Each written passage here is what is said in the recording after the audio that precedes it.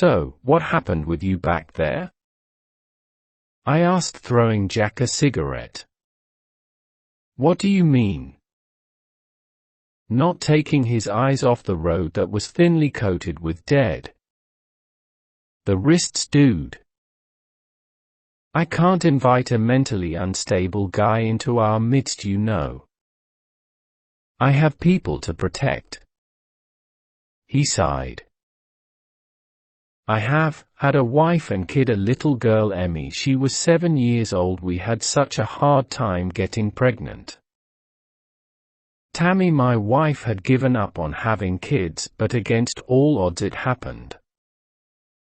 Tammy was taking me to school. I was still in bed, didn't have a chance to say goodbye. Screams woke me up. I went outside and they were being attacked by those things. I managed to get them into the car and drive them to the hospital, but the place got overrun. I saw them walking around dead, but attacking people.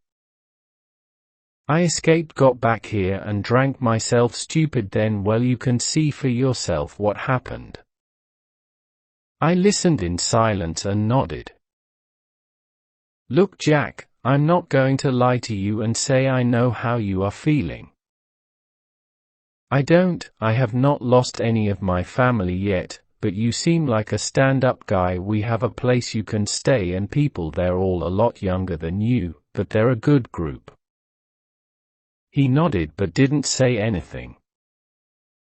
"We also have more booze," I joked. "I think I have had enough for lifetime." He smiled. We parked the car next to the Fiesta, so someone was still home inside the flats. We grabbed the tools and headed off. "Dude, what the hell do you do with half this stuff?" "It weighs a damn ton," I asked. "Half of it was never used," he said. We got to the front door of the flats and it was obvious something was wrong. The door entranceway was scorched. I put the bags down and cautiously put the bags down and approached the door. If someone was on watch, I didn't want them blowing my head off. I pressed the call button, no response. I pressed it again. After 5 attempts, I gave up and poked my head through the broken glass window. Toby shoved the barrel of the shotgun against my temple. "And it's nice to see you too," I said. Toby put the gun down, pulled me through the door and hugged me, then punched me in the arm. "Don't you fucking do that again." I laughed and prized myself from his grip. "I won't, but I made a new friend." Jack pulled his way through the glass with the bags. "Thanks for the help," he said. I helped him to his feet. John, Lara, and Jane soon followed down the stairs. Hugs, kisses, and introductions flowed for the next 5 minutes. We grabbed the new equipment and headed upstairs. There was only one person I wanted to see. "Where's Sky?" I asked John. "In her room. She's pretty upset. She has barely eaten or left her bed."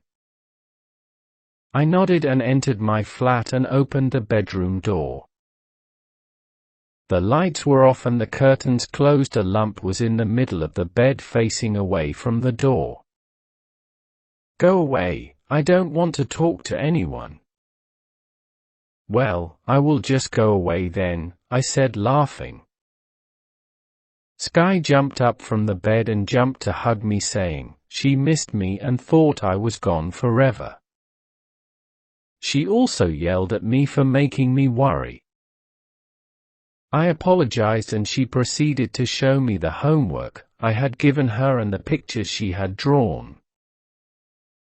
I introduced her to Jack and they seemed to immediately hit it off, not surprising since he has had a girl her age. It was midday and we all settled down for lunch, pot noodle all round, but it was the best thing I had eaten in ages. The morale has improved dramatically even. Jack told a few jokes. After lunch I had a shower washing grime and dried blood from the previous few days. I got dressed and found Toby and John waiting for me. "This can only be good news," I said. We sat down and John started talking.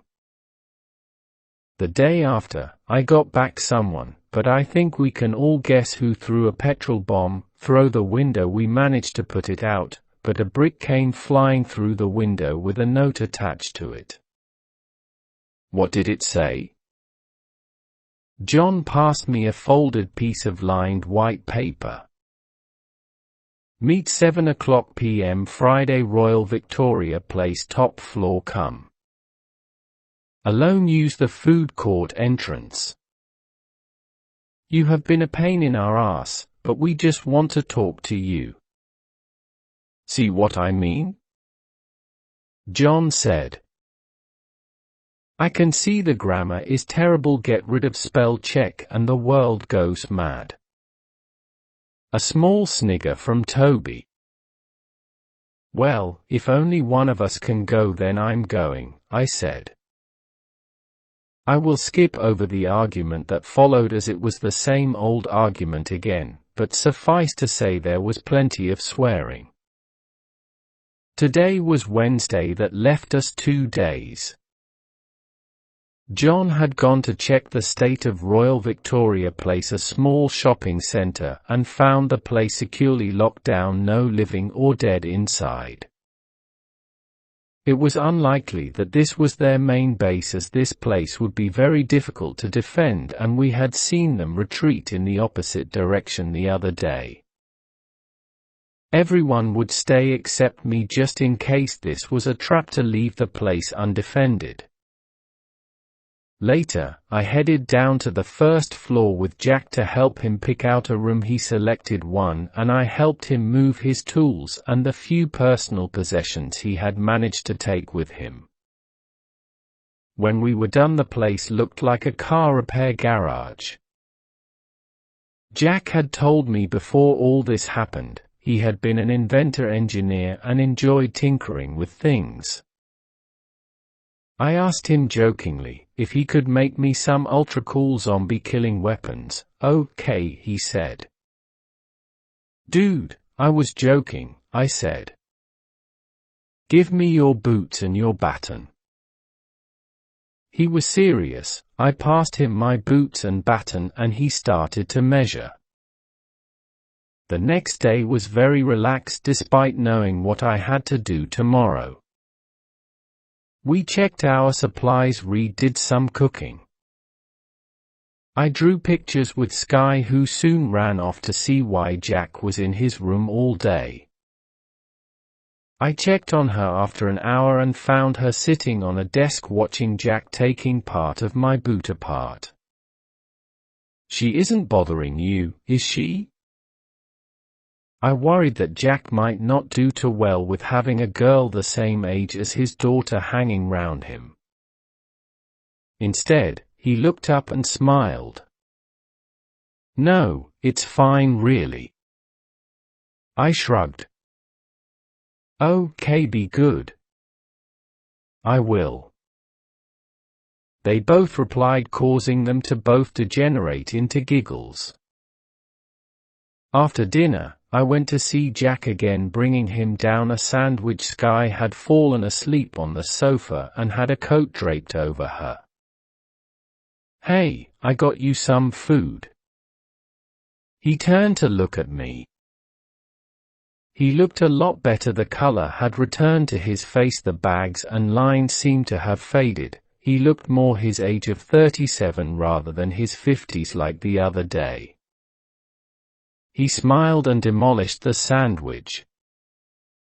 "Are you okay with her in here?" I asked, motioning towards Sky. "Yes, she's fine. She reminds me a lot of me." He smiled wistfully.